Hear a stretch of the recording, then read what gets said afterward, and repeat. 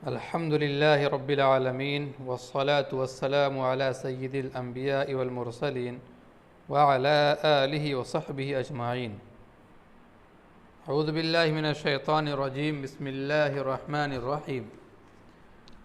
وابتغ فيما آتاك الله الدار الآخرة ولا تنس نصيبك من الدنيا وأحسن كما أحسن الله إليك ولا تبغ الفساد في الأرض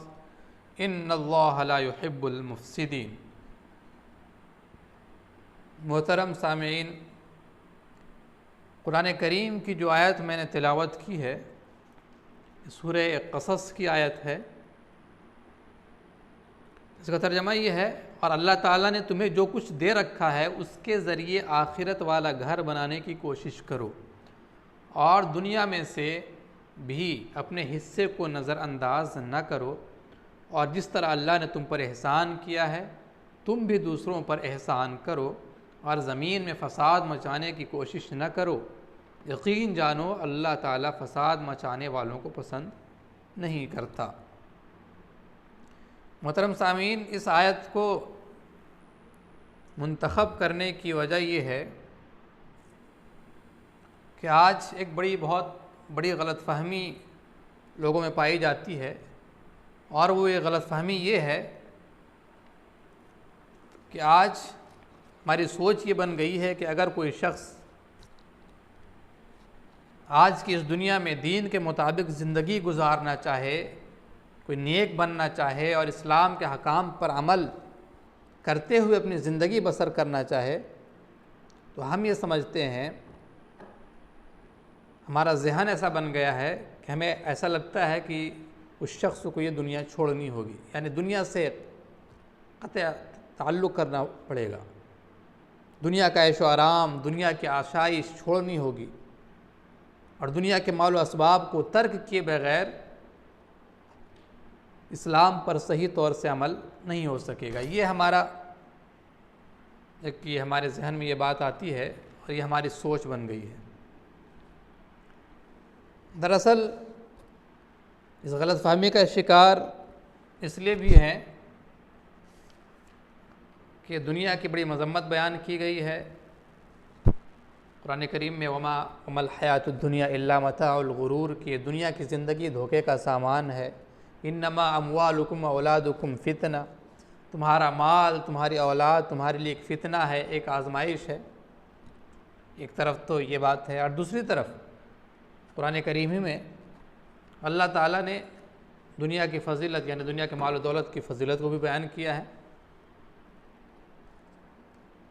ایک جگہ فرمایا ابتغوا من فضل اللہ فاذا قضیت الصلاۃ فانتشروا فی الارض وابتغوا من فضل اللہ. سورہ جمعہ کی آیت ہے کہ جب جمعہ کی نماز ختم ہو جائے تو زمین میں پھیل جاؤ اور اللہ کے فضل کو تلاش کرو. تو مال اور تجارت کو اللہ کا فضل قرار دیا ہے اس آیت میں. اسی طرح قرآن کریم میں ایک جگہ مال کو خیر بھی کہا گیا ہے. اسی طرح قرآن کریم میں مال کو ایک سہارا بھی کہا گیا ہے. وَلَا تُؤْتُوا السُّفَهَاءَ أَمْوَالَكُمُ الَّتِي جَعَلَ اللَّهُ لَكُمْ قِيَامًا. تو یہاں اس آیت میں اللہ رب العزت نے مال کو سہارا کہا ہے لوگوں کے لیے. اسی طرح ہم لوگ ایک آیت ہمیشہ دعا میں مانگتے ہیں، ربنا آتنا فی الدنیا حسنہ وفی الآخرۃ حسنۃ وقنا عذاب النار، کہ اللہ ہمیں دنیا میں بھی اچھائی عطا فرمائیے اور آخرت میں بھی اچھائی عطا فرمائیے. تو ایک طرف تو دنیا کی برائی بیان کی جاتی ہے، مال و دولت کی برائی بیان کی جاتی ہے، اور ایک طرف اس کی اچھائی بھی بیان کی جاتی ہے. تو اس کا مطلب کیا ہے؟ تو واقعہ یہ ہے کہ قرآن و حدیث کو صحیح طریقے سے پڑھنے کے بعد جو صورتحال واضح ہوتی ہے وہ یہ ہے کہ اللہ تبارک و تعالیٰ اور اللہ کے رسول صلی اللہ علیہ وسلم ہم سے کبھی بھی یہ نہیں چاہتے کہ ہم دنیا کو چھوڑ کر بیٹھ جائیں.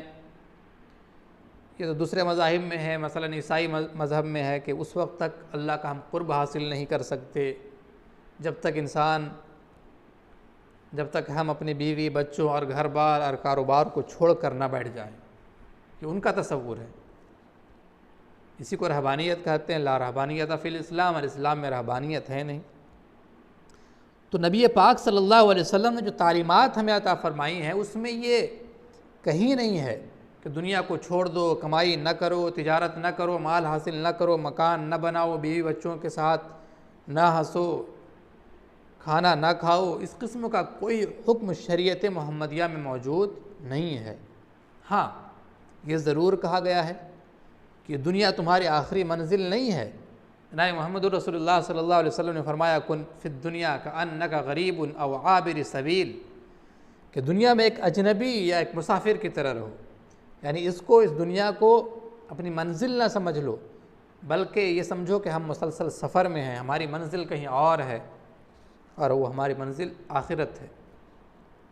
یہ جو زندگی ہے، یہ زندگی آخری مقصد ہمارا نہیں ہونا چاہیے۔ یہ سمجھنا ہی بالکل غلط ہے کہ جو کچھ بھی ہے بس اسی دنیا میں ہے، صرف اسی دنیا سے متعلق ہے، اس سے آگے ہمیں کچھ نہیں سوچنا ہے، نہ کچھ کرنا ہے۔ یہ اسلام کی تعلیمات نہیں ہے، بلکہ یہ کہا گیا ہے کہ یہ دنیا در حقیقت اس لیے ہے تاکہ تم اس دنیا میں رہ کر اپنی آنے والی جو ہمیشہ ہمیش کی زندگی ہے، آخرت کی جو زندگی ہے، اس کے لیے اس دنیا میں رہ کر کے تیاری کر لو، اور آخرت کو فراموش کیے بغیر، آخرت کو بھلائے بغیر اس دنیا کو اس طرح سے استعمال کرو کہ اس میں تمہاری دنیاوی ضروریات بھی پوری ہوں اور ساتھ ساتھ آخرت کی جو زندگی آنے والی ہے اس کی بھلائی بھی تمہارے پیش نظر ہو۔ اب اگر یہ سوچ کر ہم دنیا کا استعمال کریں گے تو دنیا ہمارے لیے یہ ذخیرہ آخرت بنے گا، اور یہ سمجھیے کہ ایک ہمارے لیے آخرت کی تیاری کرنے کے لیے ہمیں ایک موقع فراہم کرتی ہے یہ دنیا۔ اب یہ دیکھیے نا کہ ایک موت سے کسی کو تو انکار نہیں ہے، یہ تو کھلی ہوئی حقیقت ہے، کوئی بھی اس کا انکار نہیں کر سکتا کہ موت نہیں آنی ہے۔ اچھا، اسی طرح اس کا بھی کوئی انکار نہیں کر سکتا کہ موت کب آنی ہے، اس کا کسی کو علم نہیں ہے۔ موت ابھی بھی آ سکتی ہے، کل بھی آ سکتی ہے، 2 دن بعد بھی آ سکتی ہے، کبھی بھی آ سکتی ہے۔ آپ بڑے سے بڑے سائنسداں، اسی طرح سے بڑے ڈاکٹر، بڑے سے بڑے سرمایہ دار، بڑے سے بڑے مالدار، بڑے سے بڑے فلسفی، وہ آپ کو یہ ہرگز نہیں بتا سکتے کہ آپ کی موت کب آئے گی۔ انہیں خود پتہ نہیں کہ ہماری موت کب آنی ہے۔ تو ایک تو موت سے کسی کو انکار نہیں ہے، اسی طرح اس سے بھی کسی کو انکار نہیں ہے کہ موت کبھی بھی آ سکتی ہے۔ ایک بات اور یہ ہے کہ جب آج تک کوئی سائنس، فلسفہ یا کوئی ایسا علم ایجاد نہیں ہوا ہے جو انسان کو براہ راست یہ بتا سکے کہ مرنے کے بعد کیا حالات پیش آنے والے ہیں۔ آج کے مغرب کی دنیا، جو ہمارا یورپین کلچر ہے، تو آج مغرب کی دنیا یہ تسلیم کر رہی ہے کہ کچھ ایسے اندازے معلوم ہوتے ہیں کہ مرنے کے بعد بھی کوئی زندگی ہے۔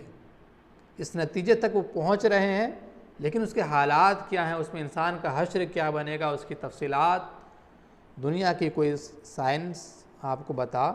نہیں سکتی۔ اب جب یہ بات طے ہے کہ مرنا ہے، یہ بات بھی طے ہے کہ مرنے کا موت کے لیے کوئی وقت مقرر نہیں ہے، کوئی فکس ٹائم ٹیبل اس کے لیے نہیں ہے، یہ بھی طے ہے کہ مرنے کے بعد آنے والی زندگی کے حالات کا ہمیں علم نہیں ہے۔ ہاں، جو جناب محمد رسول اللہ صلی اللہ علیہ وسلم نے جتنا کچھ بتلایا ہے، وہی کے ذریعے جو کچھ بتلایا ہے اس پر ہم ایمان لاتے ہیں۔ تو اب جب یہ تمام چیزیں ہمارے سامنے ہے تو اب اسلام کا پیغام یہ ہے کہ دنیا میں ضرور رہو اور دنیا کی چیزوں سے ضرور فائدہ اٹھاؤ، دنیا سے لطف اندوز بھی ہو، لیکن ساتھ ساتھ اس دنیا کو آخری مشن اور آخری منزل نہ سمجھو، بلکہ تمہیں موت آنی ہے اس کا بھی تمہیں یقین ہے، اور اس کا بھی یقین ہے کہ اس کا کوئی وقت فکس نہیں ہے، اور اس کا بھی یقین ہے کہ مرنے کے بعد ہمارے ساتھ کیا ہونا ہے ہم کو اس کا بھی علم نہیں ہے، ہم یہ نہیں جانتے ہیں۔ تو پھر اس دنیا کو آخری نہ سمجھو، بلکہ مرنے کے بعد جو زندگی آ رہی ہے اس زندگی میں جو کچھ ہونا ہے، جو ہمارے شریعت، ہماری شریعت نے، ہمارے اسلام نے، ہمارے نبی صلی اللہ علیہ وسلم نے اور قرآن کریم نے جو کچھ ہمارے لیے جو رہنمائی کی ہے اس پر پھر عمل کریں۔ اب دنیا کو اگر ہم مکمل طور پر اپنی زندگی میں داخل کر لیتے ہیں، سب کچھ اپنا سونا، اٹھنا بیٹھنا، اوڑھنا بچھونا اگر دنیا ہی کو بنا لیتے ہیں تو یقیناً یہ دنیا پھر ہمارے لیے فائدہ مند نہیں ہوگا بلکہ نقصان دہ ہوگا۔ اور اسی سے اسلام منع کرتا ہے، یعنی جہاں بھی کہا گیا وَمَا الْحَيَاةُ الدُّنْيَا إِلَّا مَتَاعُ الْغُرُورِ، یعنی شریعت میں جہاں بھی دنیا کی برائی کی گئی ہے تو اس دنیا کی برائی کی گئی ہے کہ انسان اسی کے پیچھے لگ کر اپنے آخرت کو برباد اگر کر لیتا ہے تو ایسی دنیا کی برائی کی گئی ہے۔ ہاں، اگر انسان اس دنیا میں رہ کر آخرت کے لیے اس دنیا کو استعمال کرتا ہے تو پھر یہ دنیا اس کے لیے فائدہ مند ہے، نقصان دہ نہیں ہے۔ اس کو ایک مثال سے یوں سمجھیے نا کہ انسان کی مثال جو ہے اس دنیا میں ایک کشتی کی طرح ہے اور اس دنیا کی مثال پانی کی طرح ہے۔ آپ بخوبی جانتے ہیں کہ کشتی بغیر پانی کے نہیں چلا کرتی، بغیر پانی کے کشتی نہیں چلا کرتی، تو کشتی کے لیے پانی ضروری ہے، اگر پانی نہیں تو کشتی نہیں چلے گی۔ اسی طرح انسان دنیا کے مال و اسباب کے بغیر، کھائے کمائے بغیر زندہ نہیں رہ سکتا۔ دنیا ضروری ہے انسان کے لیے، لیکن یہ بھی دیکھیے اگر وہ پانی جو ابھی کشتی کے لیے ضروری تھا یہ اسی وقت اس کے لیے فائدہ مند ہوتا ہے یہ پانی جب یہ پانی اس کشتی کے ارد گرد رہے۔ جب یہ پانی اگر کشتی کے اندر چلا جائے، کشتی میں گھس جائے گا جب یہ پانی، تو پھر یہی پانی جو ابھی کچھ دیر پہلے اس کشتی کے لیے فائدہ مند تھا وہ نقصان دہ ہو جائے گا اور اس کشتی کو لے ڈوبے گا۔ تو اسی طرح یہ دنیا ہے کہ انسان کے لیے جو بھی فائدہ مند تھا، اگر انسان اس دنیا کو اپنے دل کے اندر گھسا لیتا ہے، اپنے دل سے نکلنے ہی نہیں دیتا، بلکہ ہر وقت وہ مال و دولت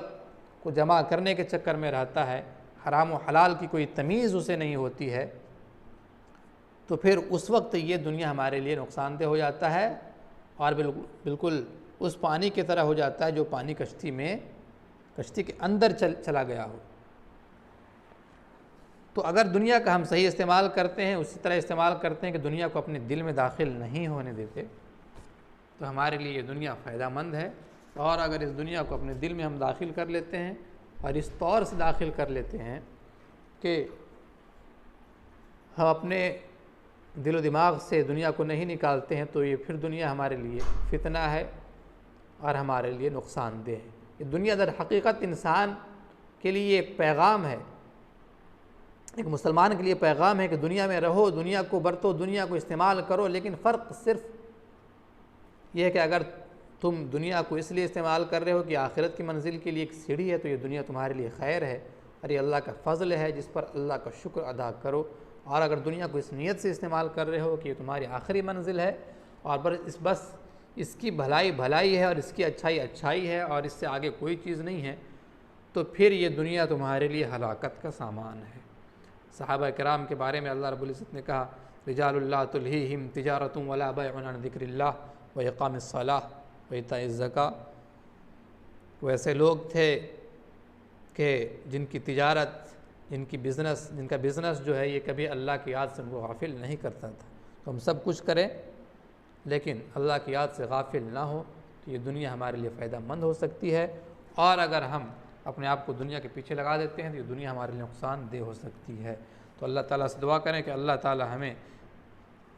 ایک حد میں رہ کر کہ